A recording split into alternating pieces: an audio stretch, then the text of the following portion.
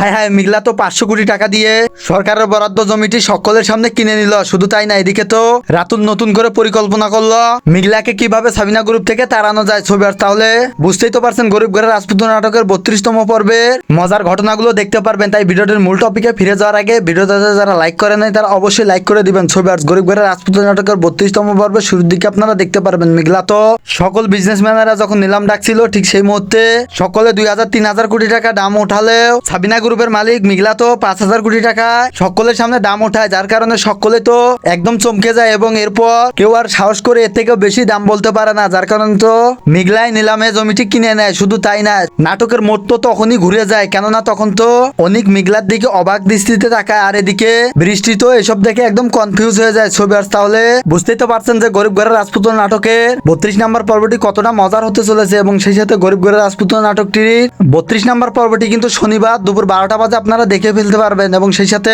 আপনারা যদি চান গরিব ঘরের রাজপুত নাটকের 32 নম্বর পর্বটি খুব দ্রুত গতিতে দেন এবং সপ্তাহে 3টা করে পর্ব দেন, তাহলে অবশ্যই এই ভিডিওতে লাইক করতে হবে। লাইক করলে কিন্তু পরবর্তী ভিডিওতে অনেক মজার ঘটনা দেখতে পারবেন এবং সেই সাথে গরিব ঘরের রাজপুত নাটকের 32 নম্বর পর্বটি খুব দ্রুত দেখতে পারবেন। ছবি আর তাহলে কোন জেলা থেকে গরিব ঘরের রাজপুত নাটকটি দেখতেছিলেন অবশ্যই আপনার জেলার নাম এবং আপনার নাম দুটোই কিন্তু কমেন্ট বক্সে কমেন্ট করে জানাবেন, তাহলে পরবর্তী ভিডিওতে আপনার নাম এবং জেলাগুলো কিন্তু বলে দেওয়া হবে। ছবি আর আশা করি সবকিছু বুঝতে পারছেন এবং গরিব ঘরের রাজপুত নাটকটি সম্পর্কে যদি আপনাদের মন্তব্য থাকে তাহলে সেটাও কমেন্ট বক্সে জানাতে পারেন। এবং সেই সাথে এই ভিডিওটা শেষ অবধি দেখার জন্য আপনাদের সকলকে অসংখ্য ধন্যবাদ জানিয়ে শেষ করতেছি। সে পর্যন্ত ভালো থাকবেন।